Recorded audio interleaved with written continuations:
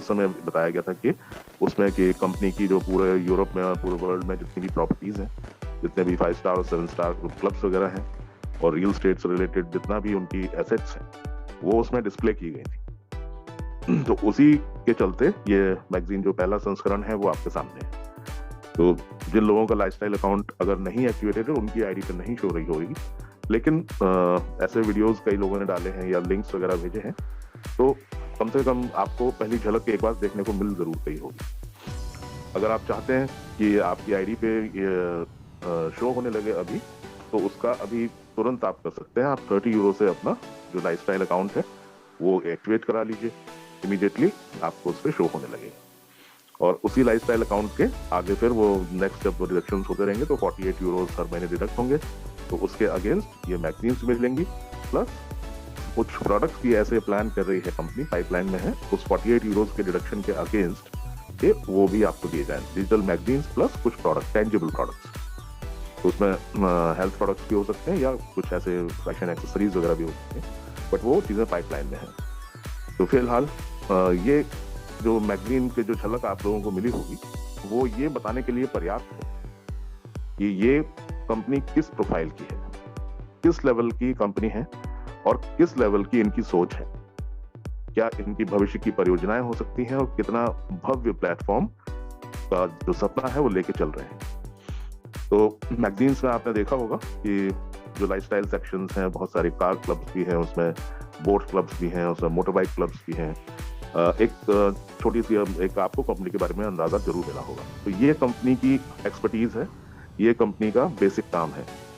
पिछले 2017 से वो इस काम को बड़े सफलतापूर्वक अंजाम देते आ रहे हैं। अब आपने देखा होगा कि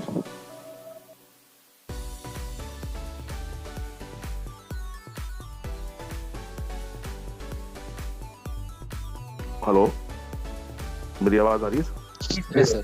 ओके ओके। तो आप लोगों ने नोटिस किया होगा कि अब आप लोगों के मन में ये सवाल उठा होगा कि भाई ये कार क्लब्स का और इन सब का और बाइक्स क्लब और बोट क्लब्स इन सब का कैसे, मतलब क्या इस्तेमाल है इनका, कैसे यूज करते होंगे, किस तरीके से रेवेन्यू जनरेट होते होंगे। तो मैं आपको ये बताना चाहूंगा कि इस पूरे वर्ल्ड के जितने भी सेलिब्रिटीज हैं या जो हुज हू हैं, उन लोगों को कहीं पब्लिक गैदरिंग्स में कहीं जाना होता है।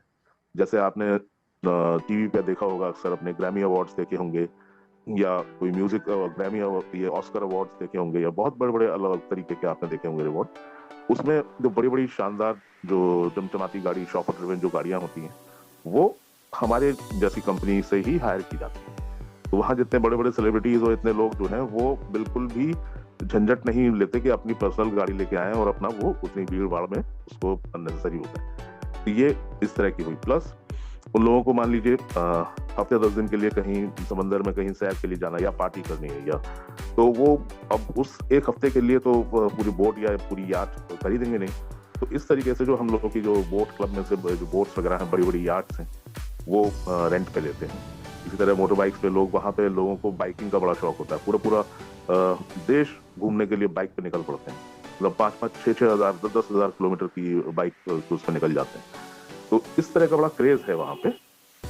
और धीरे धीरे ये देखा जा रहा है कि हमारे देश में भी इसका चलन धीरे धीरे बढ़ रहा है। जो अब जैसे आप देखेंगे कि जो हमारे यहाँ जो टैक्सी सर्विस है, तो ओला उबर का तो खैर सेगमेंट तो बहुत छोटा है, लेकिन जो प्रीमियम सेगमेंट्स हैं उसमें जैसे किसी की शादी के लिए कोई बढ़िया गाड़ी चाहिए, तो लैमोसिन चाहिए, मर्सिडीज चाहिए, तो उस तरीके का चलन यहाँ भी धीरे धीरे बढ़ रहा है। ये सारी चीजें एक कंपनी की ऐसी प्रोफाइल को बनाती हैं कि इसमें ये पूरे विश्व के जो नामी गिरामी लोग हैं वो हम लोगों की क्लाइंट लिस्ट में है।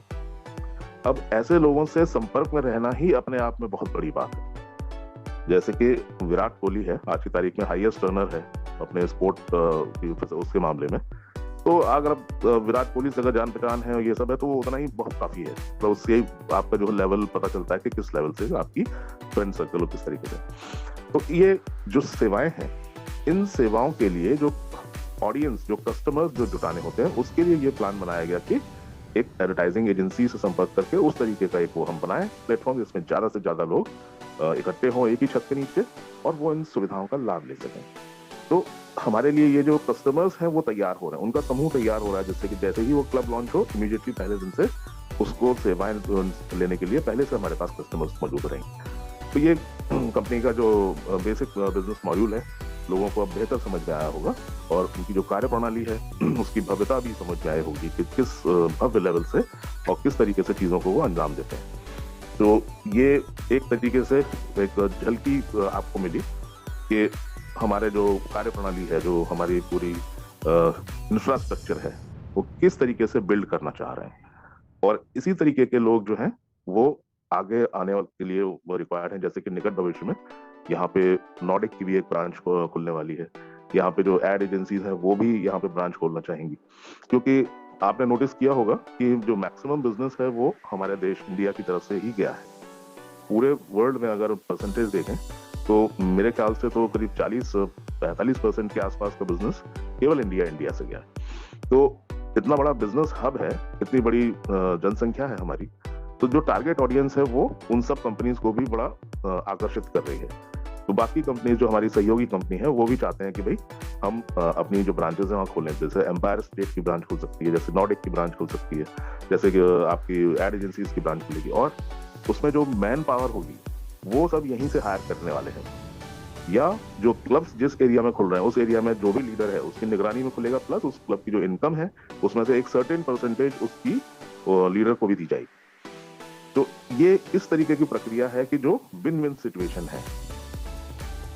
इस कंपनी का जो सर्कल अगर देखा जाए तो उसमें कोई भी किसी भी स्तर पे अगर कोई आदमी है जुड़ा हुआ, वो विन विन सिचुएशन में है, इंक्लूडिंग आवर कंपनी।